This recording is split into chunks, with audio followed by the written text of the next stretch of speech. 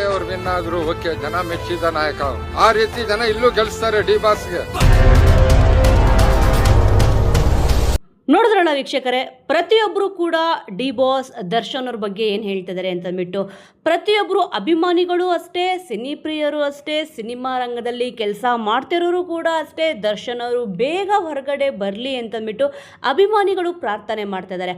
ಅದ್ರ ಜೊತೆ ದಳಪತಿ ವಿಜಯ್ ಅವರು ರಾಜಕೀಯಕ್ಕೆ ಎಂಟ್ರಿ ಕೊಟ್ಬಿಟ್ಟು ಯಾವಾಗ CM ಆದರೂ, ಈಗ ಕನ್ನಡ ಇಂಡಸ್ಟ್ರಿಯಲ್ಲಿ ಯಾರಾದರೂ ರಾಜಕೀಯಕ್ಕೆ, ಸಿನಿಮಾ ರಂಗದಲ್ಲಿ ಇರೋರು ರಾಜಕೀಯಕ್ಕೆ ಎಂಟ್ರಿ ಕೊಟ್ಟರೆ ಅದೇ ಥರ ಸೇಮ್ ವಿಜಯ್ ಅವ್ರ ಥರ ಹೆಸರು ಮಾಡಬೇಕು ಅಂತಂದರೆ ಯಾರಿಗಪ್ಪ ಆಗುತ್ತೆ ಅಂದರೆ ಇಲ್ಲಿ ಪ್ರತಿಯೊಬ್ಬರು ಹೇಳ್ತಿರೋದು ದರ್ಶನ್ ಅವರ ಹೆಸರು.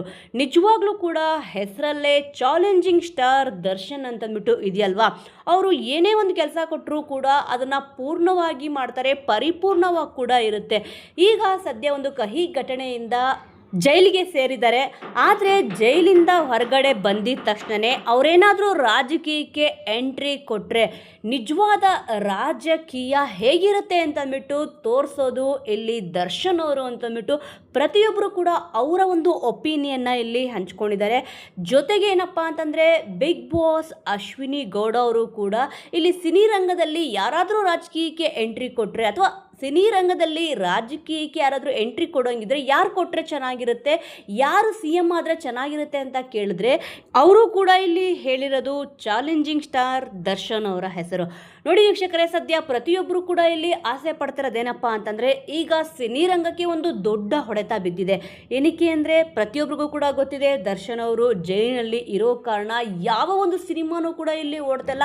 ಅವರು ಹೊರಗಡೆ ಇದ್ದಿದ್ರೆ ಖಂಡಿತವಾಗ್ಲೂ ಒಂದು ಸಾವಿರಾರು ಜನಕ್ಕೆ ಇಲ್ಲಿ ಹೆಲ್ಪ್ ಆಗೋದು, ಸಿನಿಮಾ ರಂಗಕ್ಕೆ ಮತ್ತಷ್ಟು ಹೆಸರು ಬರೋದು ಅಂತಂದ್ಬಿಟ್ಟು ಪ್ರತಿಯೊಬ್ಬರು ಕೂಡ ಅಭಿಪ್ರಾಯನ ಹೇಳಿದ್ದಾರೆ.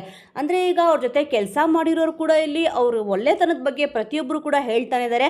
ಈಗ ದಳಪತಿ ವಿಜಯ್ ಅವರು ಯಾವಾಗ ಎಂಟ್ರಿ ಕೊಟ್ಟರೋ ರಾಜಕೀಯಕ್ಕೆ, ಈಗ ದರ್ಶನ್ ಅವರು ರಾಜಕೀಯಕ್ಕೆ ಎಂಟ್ರಿ ಕೊಟ್ಟರೆ ತುಂಬಾ ಚೆನ್ನಾಗಿರುತ್ತೆ, ಸಖತ್ತಾಗಿರುತ್ತೆ ಅಂತಂದ್ಬಿಟ್ಟು ಅವರ ಒಂದು ಒಪಿನಿಯನ್ನ ಹಂಚ್ಕೊಂಡಿದ್ದಾರೆ. ವೀಕ್ಷಕರೇ, ಈ ಒಂದು ವಿಚಾರದ ಬಗ್ಗೆ ನಿಮಗೆ ಏನನ್ಸುತ್ತೆ?